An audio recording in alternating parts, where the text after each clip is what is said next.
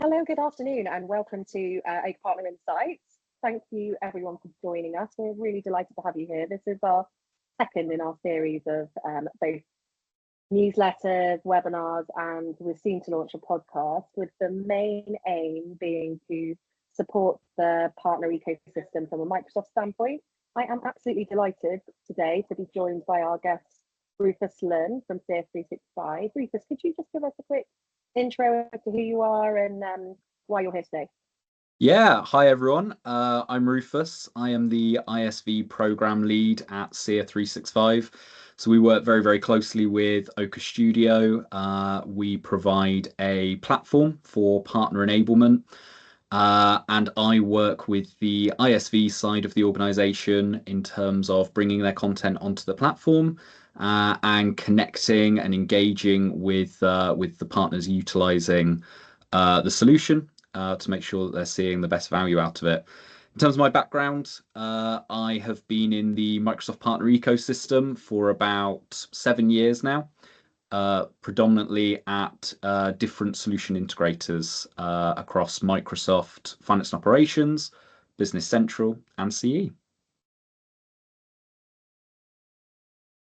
Great, thank you so much. And my name's Lucy Bourne. For those of you who I haven't had the chance to meet, I am a director over here at Oaka Studio. We have a sole mission statement, which is on the screen right now, which is ultimately to support our partners, be them ISVs or systems integrators, to scale their impact through building a stronger relationship with Microsoft, developing a solid practice and product strategy for growth, and helping support sales and value proposition development. So we are delighted to focus on today's topic, which is all around what it means to build in strong partnerships in the Microsoft partner community and the importance of partnering. We wanted to kick off really by just kind of playing back some of the things that we've been hearing from the partner ecosystem, which hopefully might resonate with you guys. So with our interactions with partners, we're often hearing, we're really interested in expanding into this particular industry. We see there's a lot of demand for this, etc., etc. But we don't have any subject matter expertise or any experience or sometimes even any referenceability or case studies in that space. We often hear equally that, successfully, that organizations need extra capacity in particular solution areas, be it to provide delivery capability, pre-sales, or sometimes even sales. We often hear the specifics of that, which is we need capacity for a certain project specifically, or even that they need solutions for a particular scenario, be it a piece of functionality or some industry focused capability. And finally, and forgive me, I noticed a slight typo on the slide, but they need to drive greater sales demand or demand generation. We quite often see that organizations we work with either are one of two different kinds. They're highly performant in delivering successful capabilities or delivering successful solutions into their customers, or they're really good at building a strong sales and go-to-market engine. But quite often it's rare that we see both. And so that's one of the reasons that we quite often start a conversation around building a partner-to-partner strategy and understanding the importance of partnering. But we also keep hearing, and I don't know, Rufus, if you come across this in your role at SIA, is that they quite often don't know where to start. Yeah, absolutely. So I completely agree. In terms of what we're hearing in the market, all of these do apply. And I think another way of kind of cutting the cake, if you will, is there is a challenge around confidence for solution integrating, implementing partners, understanding some of the technologies, some of the business use cases that are in play. It varies based off of different business requirements, but some of them I've worked with ISVs that have got industry specific applications. And there's also a lot of ISVs who work in technologies that you might not immediately think of when you think about a new software project, things like automated testing, permissions and sort of IT administration management, and all sorts of different slightly niche requirements. So when partners are going to market and when they're encountering these issues out there, they often don't necessarily have the right knowledge in-house to engage with them. In terms of some of the challenges that they've had, where they've had their fingers burnt in the past, a lot of it tends to be driven by responsiveness on the solution, and also on this idea of introducing new stakeholders into an opportunity who have their own agenda. I think what we're going to talk about today are, a couple of the approaches that we can put in place to mitigate some of these challenges. Yeah, that's right. And I think just on this topic of having your fingers burnt from a partnership in the past, I think when we think about more broader partnerships outside of ISVs and systems integrators sharing IP and opportunities, I think we've seen, particularly if there's systems integrators partnering with each other, they don't know where the delineation of capability or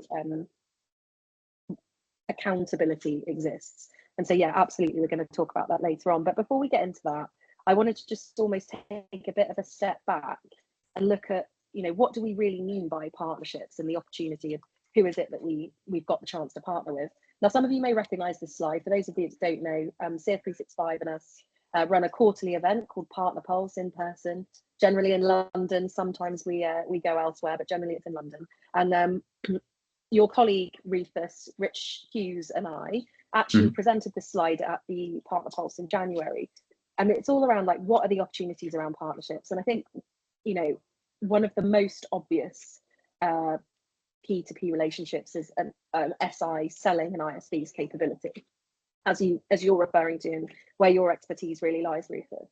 And I think one of the questions we quite often have to ask ourselves around that relationship is, as an ISV, what is it you need to do to attract your capability, your solution to that SI?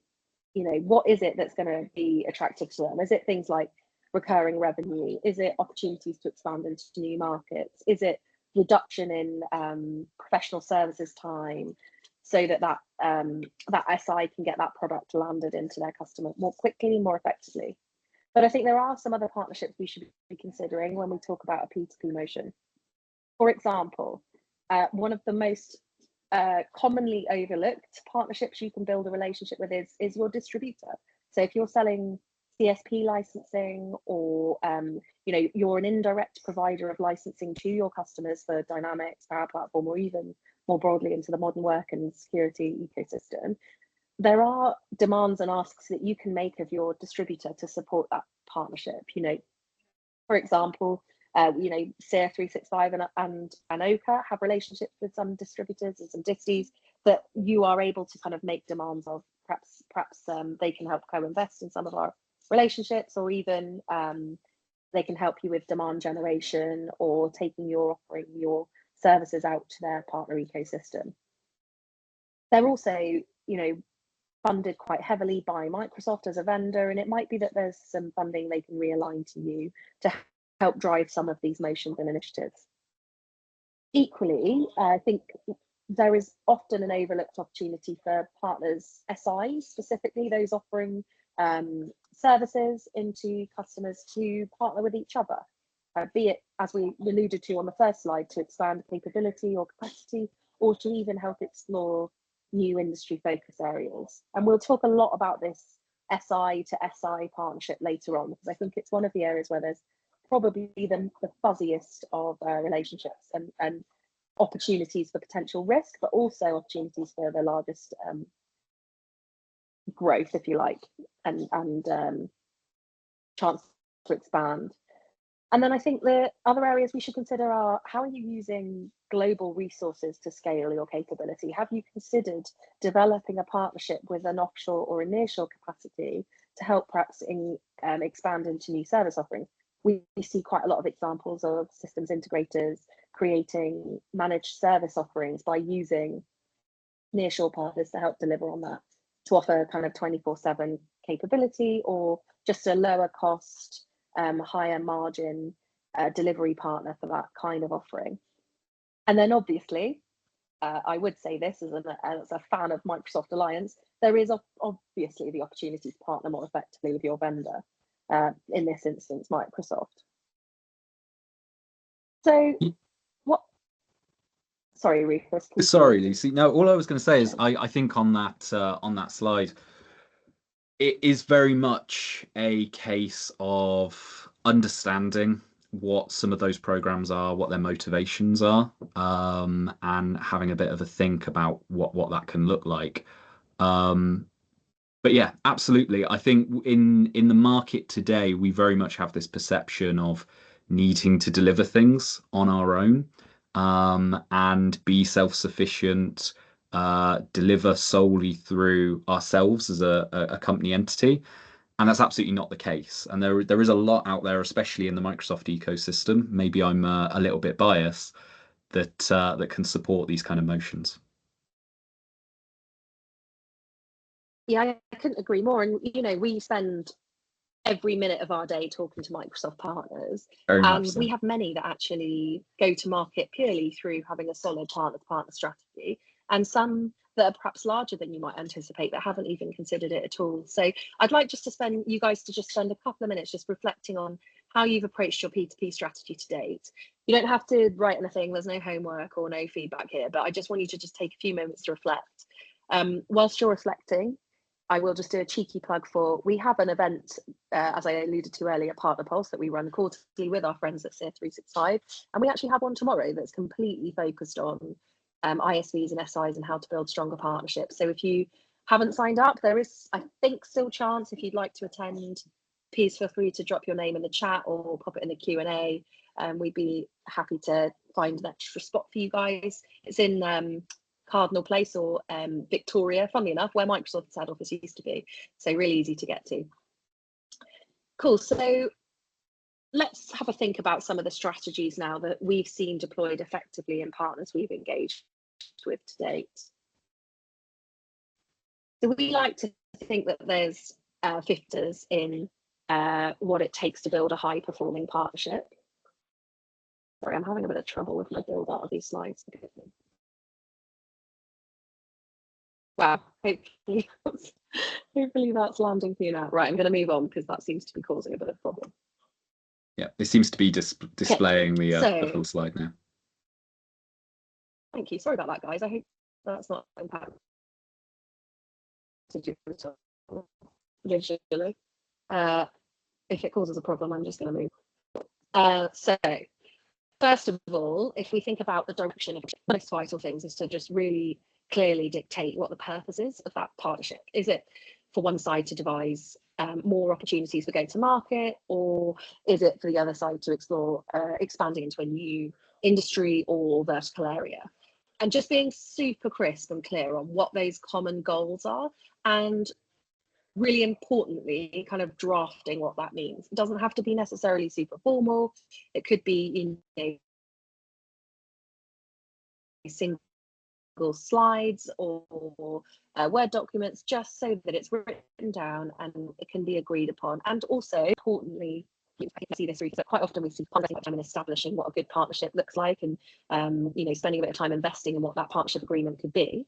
Quite often there's a really detailed contract, etc. But I think one of the things that we would advocate for is, don't just spend time investing this initially, but do review this, come back to this, and assess, are you still aligning, or does that partnership agreement or focus just need to adjust slightly? Yeah, absolutely. And I think the use of the word factors here is really, really important. Every single different partner or organization that I speak to, the factors here they place completely different importance on. Some of them are all about communication. They want to be hearing from you on a really, really regular basis. Others look for more of a cultural fit, or others are maybe a little bit more pragmatic, are looking for a functional fit into the offerings that they have on the market, and they want something that's a very, very unified strategy on that front. So when you're engaging with partners, you do need to have quite a broad partnership approach, because as we've mentioned earlier, there's a lot of different stakeholders that you might want to target, but there's also a lot of different priorities and factors that you might need to hit depending on the whoever you're looking to engage with. Agreed. And I quite often use the word accountability, right? But I think right at the start, right up front, if you're establishing this type of partnership, just putting down simply who is it that's going to be responsible for what is so vital.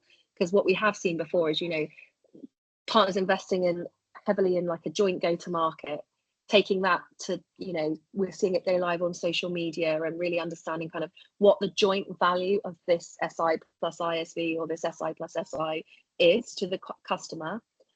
But then there does need to be a really clear understanding of who's going to drive the pre-sales, who's going to lead on implementation, who's, even to the point of whose paper is the customer going to contract on, and really having that understanding of where the roles and boundaries and accountability sits is vital right up front. And we've seen quite a few partnerships kind of be scuppered at this point. And I think it's probably what leads to the whole "we've had our fingers burnt in the past" comment that we also hear from partners. Then I guess from an interaction perspective, right up front, I think it's really important to kind of agree on how often you're going to connect. Are you going to have steering codes or weekly connects? What are you going to assess in those connects? Have a bit of a methodology for the ongoing cadence that you develop with that partner. Again, it doesn't necessarily need to be formal. It could be more of a, while you're testing out your P2P strategy, build a slightly more informal engagement. Perhaps you meet once a month. It's not a massively regular cadence, but at least you've got that detailed up front. This is when we're going to speak, and these are the kinds of topics we're going to cover. We talked and I'm a lot. Sorry, Lucy, and I'm sure this won't come as a surprise to anyone on the call, but a mix of different types of interactions and engagement as well. In-person conversation is still very, very much one of the easiest ways to figure a lot of these more logistical elements of a partnership out. Yeah, and I think, you may have seen it on LinkedIn. We actually launched a poll just to understand where some of the partners we haven't yet engaged with are feeling about building their P2P strategy. And what I thought was interesting was there was such a spread of responses to the question that we asked, which was, what do you think are the key factors in a strong partnership? But the one that won out was ensuring there's that mutual trust. So I think, yeah, exactly to your point, Rufus, I think it's vital to establish you've got that. And that quite often means, senior leadership having a solid relationship with each other, but also those on the kind of on the coalface, those that are delivering the solutions, really having the opportunity to connect and understand, how a product is delivered, how, as you alluded to earlier, how it can be tested to ensure that there's that confidence in it being landed in the customer's environment. So I think getting the opportunity to develop that trust right up front is super important. Now, I am going to touch on the elephant in the room here, which is all around customer association. Again, we talk about this probably 100 times a week. If a systems integrator is implementing a solution and perhaps they're working with another to position a particular capability, there is always going to be a discussion on who gets the Microsoft Customer Association, be it C4 or PAL, Partner Admin Link. And I think it's one of those things, again, that right up front, if you can face this challenge and have an agreement on who is going to accept that, depending on, perhaps which direction the deal is coming in or the ratio of work from either side, it's one of the areas, again, we see partners come unstuck if they haven't discussed it. We know how important customer association is to partners getting a solution designation, and we all know the benefits of what it means to have a solution designation in terms of funding and incentives delivered from Microsoft. So actually having an agreement on who's going to take this is really quite vital and can often lead to the success of a partner relationship up front. Yeah, I definitely deal with that very early in the process. I think it's one of those things where the importance is so much that people get very in their head about what could go wrong or how the other party could go behind their back or mess them around somehow. But to be honest, and I'd be interested in your view on this as well, Lucy. I think I can count on one hand the number of times I've heard of those kind of conversations really going wrong, and that's just hearing about them. So it's very, very rare. I think when two people are very clear in terms of how they're approaching some important topics like this, everyone usually acts with quite good respect all around. Yeah, I would tend to agree. I think the only times it gets slightly hairy is when there's kind of solution designation renewal periods and things like that, and partners are close. to having those like net new customers, etc. But we can absolutely advise on this as well. And when it gets potentially hairy, but I completely agree with you, Rufus. As long as it's discussed and it's put on the table right up front, or at least on a a regular review period, then I think it's very rarely a true challenge. It's more of a thing that we need to be conscious of. Completely. The other area I'd like to pick up on, if I may, and you'll have seen this a lot in your experience with ISVs, Rufus, is making an agreement on what external relations or press or go-to-market strategies could look like. What, from your experience, what does good look like in terms of joint promotion and partner-to-partner marketing look like? Yeah, absolutely. I find coordination is actually really important around this. So we tend to put out announcements whenever we've signed a new partnership agreement. We obviously make sure in the first instance, anything that we write or we create that has another partner as kind of a key part of the topic, that they're reviewing it and approving it, that they are seeing it in advance. But actually, the next step beyond that is being very clear on just fairly straightforward things of like, when is it going to be posted?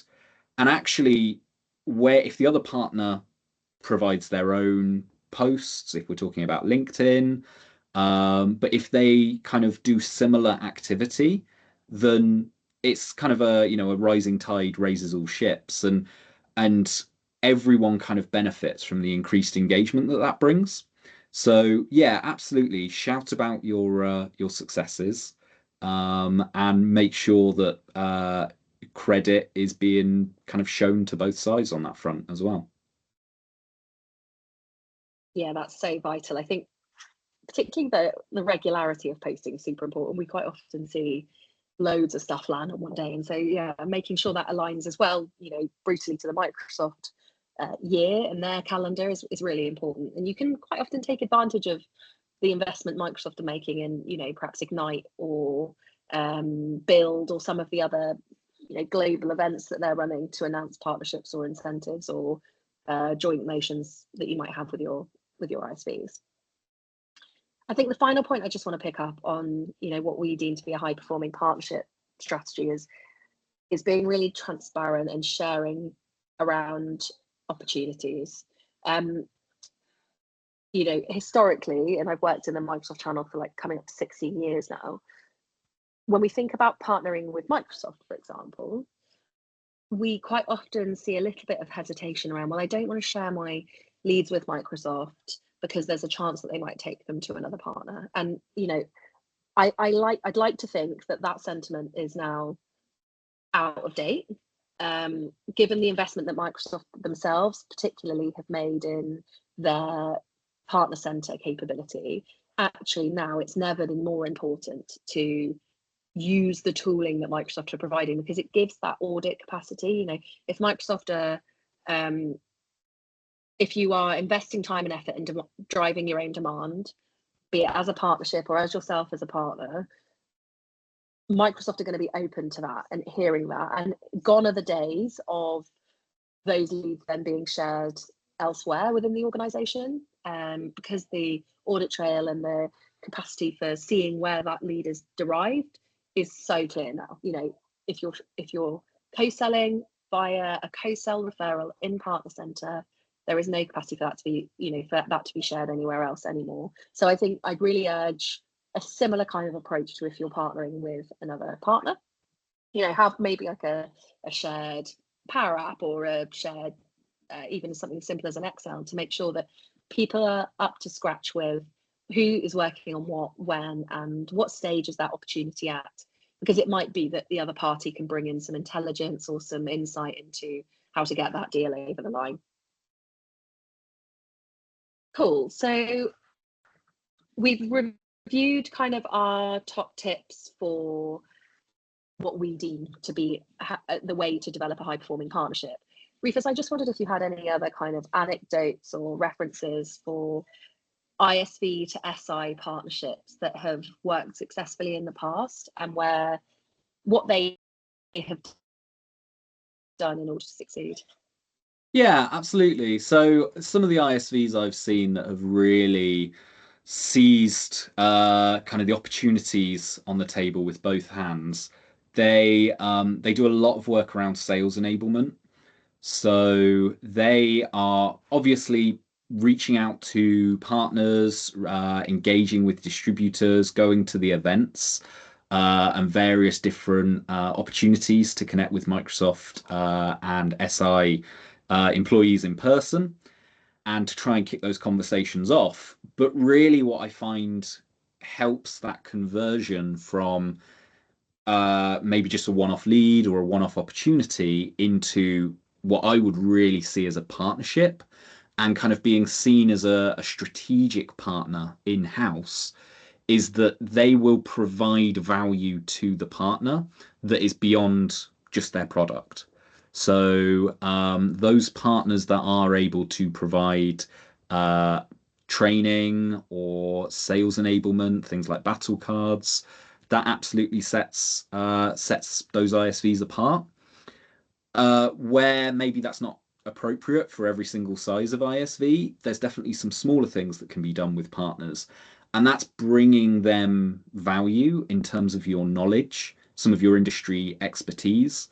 I used to work at a BC partnership, and we worked incredibly closely with a fashion ISV who were able to come to us and talk to us about the trends that they were seeing in the UK fashion market in relation to technology. I mean, when you're kind of breaking down those levels, it's actually quite, it can get quite niche, and there aren't that many people who are sharing knowledge and sharing information around these topics. So it can become incredibly useful to partners. Vice versa, it can also be incredibly useful to ISVs when it feeds back around actually the industry and the business challenges that clients are having as well.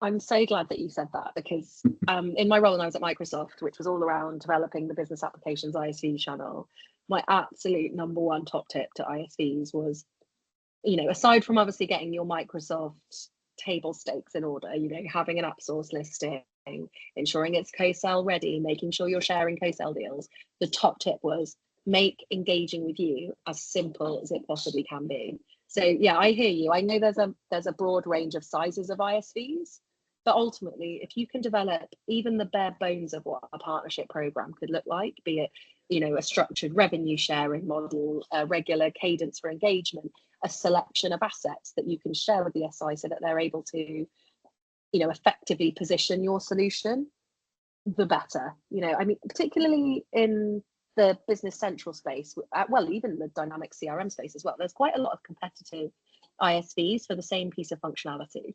And so for an SI, it's super important to understand, why would I choose this data validation tool over this data validation tool? And often the incentive from the SI isn't always, well, I can make more revenue share if I sell this one. The incentive might also be, well, they've got these industry aligned capabilities, they provide this level of support to my customer, they'll work with me hand in glove on this deal, whatever it ends up being. I think it's really important to kind of reduce the friction as much as you can for working with the SIs or even the alternative ISVs that you're engaging with. I can see a thumbs up from Simon, so I'm glad that he agrees with me on that. The final area I just wanted to cover on this is, I think more and more, if a partnership isn't working, I think it's okay to say, this, we tried it, we tested it, let's actually take a pause on this for now. We see quite a lot of smaller scale or SMB, SMC focused SIs interacting with multiple ISVs on the regular basis, and they've got perhaps 5 or 6 go-to markets with 5 or 6 different ISVs, and it is a lot for an organization to handle, especially if you don't have dedicated partner managers. So don't be afraid to take a call and say, for the moment, we're going to pause this go-to market, or we're going to reassess in 12, 16, 18 months, because at the moment it's not driving either of us any value. There is no shame in saying it's not working for us at the moment, and we're going to kind of reassess at a later date. For both sides, you can focus your efforts more effectively. Again, like you say, there's probably not a surprise to anyone on the call, but we do see quite a lot of partners, particularly SIs, kind of flogging a little bit of a dead horse when it's, that partnership just isn't working. Perhaps there's a lack of mutual trust. Let's just draw a line. Cool. Yeah, I mean, it depends on the situation. I think there's definitely a degree to which partners do value grit. Every relationship, every professional partnership, it runs into issues, it runs into challenges. So, you do want to work on resolving those conflicts where they are resolvable. But absolutely, I think in terms of where you direct your sales time, your sales efforts, um, targeting and using the information on the history of the partnership, the likelihood of those opportunities, and making sure that there's that clear communication that Lucy mentioned earlier. That's what can drive where some of those prioritization choices can be made.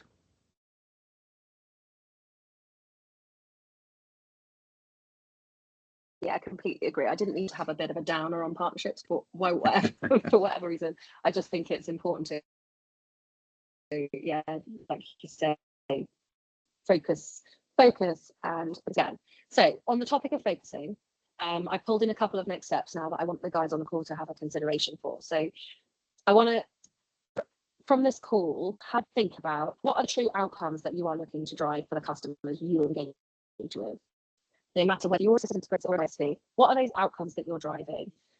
Hopefully you've got some sort of identified customer profile. You've got a solid idea of who it is you're going after, be it size of business, be it particular persona within an organization.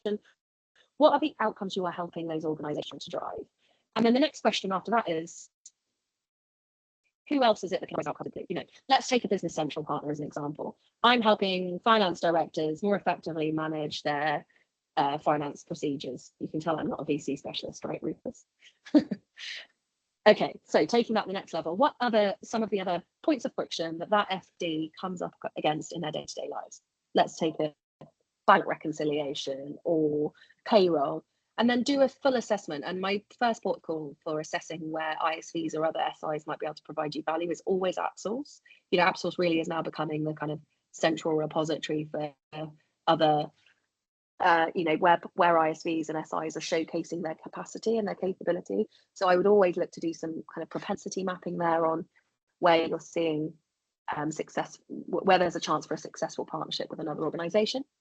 And then almost do a little bit of market research. I'm sure you've got connections within the business application space that can help you to understand, whether they've already had a relationship with that partner or whether they are looking to establish one, just to kind of test the field. And on the topic of testing the field, one of our first areas of suggestion is always to consider developing a pilot project. Now, this again might sound a little bit trite, because it might be that actually one of your key drivers for building a partner relationship in the first place was because you had a demand from a customer. And so you may already have actually delivered a pilot project. You just may not have considered it to be that at the time. But we quite often see a successful pilot project being actually something that you could deliver yourselves internally. Perhaps you've implemented BC or CRM and you're looking for a piece of functionality that an ISV can support with. Use yourself as that pilot capability for seeing how that ISV performs on a delivery project. And then I guess the final point that I would like you to consider is, before kind of really proactively building on that partnership, have a stab at what your joint go-to-market and your joint value proposition would look like. Get it down on a slide, get it down on a piece of paper, whatever it ends up being. Have a stab before you engage, because making that as simple as possible when you first build that relationship with that SI or ISV it's really powerful. Something I see a lot is when I speak to ISVs about what their value proposition looks like, especially when they're looking to engage with SI partners, they will send me a presentation deck that is essentially targeted towards the end customer. And that's not a joint go-to-market proposition. That's you talking about your solution, which may be very, very impressive, and the functionality and your company. And actually, you do want to have a slightly different target audience in mind when you're perhaps pulling together a deck that you might share with an SI to encourage them to partner with you. There might be some more information in there about how you operate internally, about how you go about implementing that you maybe wouldn't show a customer quite so early. But making sure that you have those different targeted options. I spend a lot of time helping partners with developing those and making sure that they have a really, really good value proposition that they can take to those partnerships.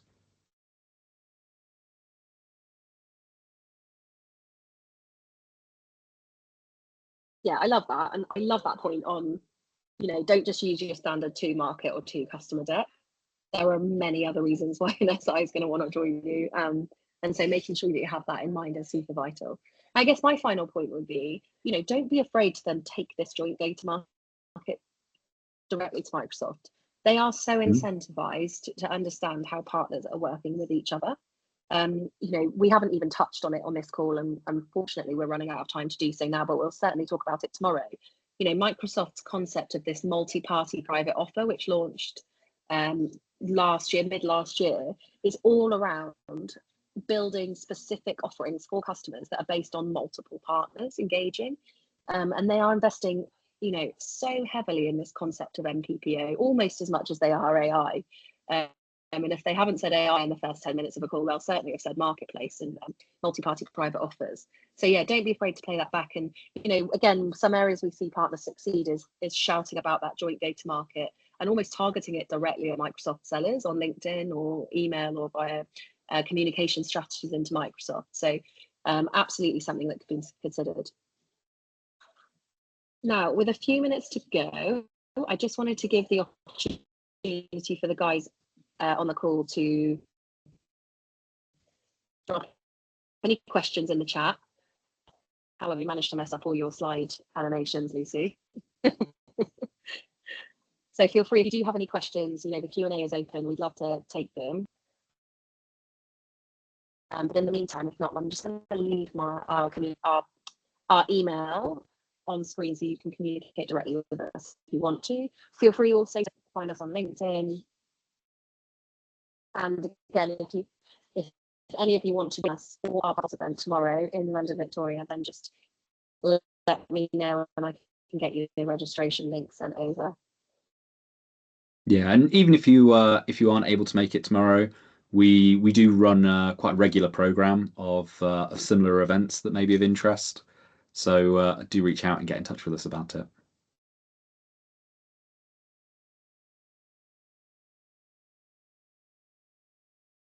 Absolutely, they're every quarter, aren't they? And they often involve a good amount of networking.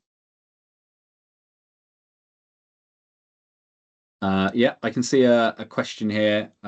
Simon asking, could we run a session on using AppSource to find and target SIs? Before.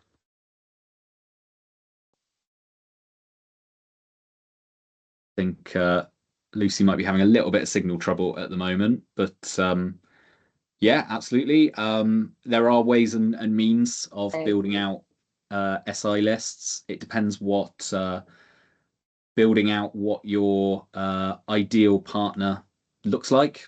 Sort of focusing in on specific geographies, specific industries, and using that and a bit of research, you can build some really, really good target lists from it. Yeah, I love that idea. I think that's a great call. Hopefully you can hear me slightly better now. Yes, yeah, we can hear you again. My slides really are, they have got a life of their own, so I am going to stop sharing so that doesn't keep bothering people. But yeah, we will build that content and get that all scheduled in. So with that, I want to say thank you ever so much for taking the time to join us for our second ever Oaka Partner Insights. Thank you ever so much, Rufus, for joining us. I really appreciate you taking the time to give us your feedback and your views. And I'd love to hear what you've thought. So guys, just feel free to put any suggestions or feedback in the chat. Thank you ever so much for joining us. Thanks all.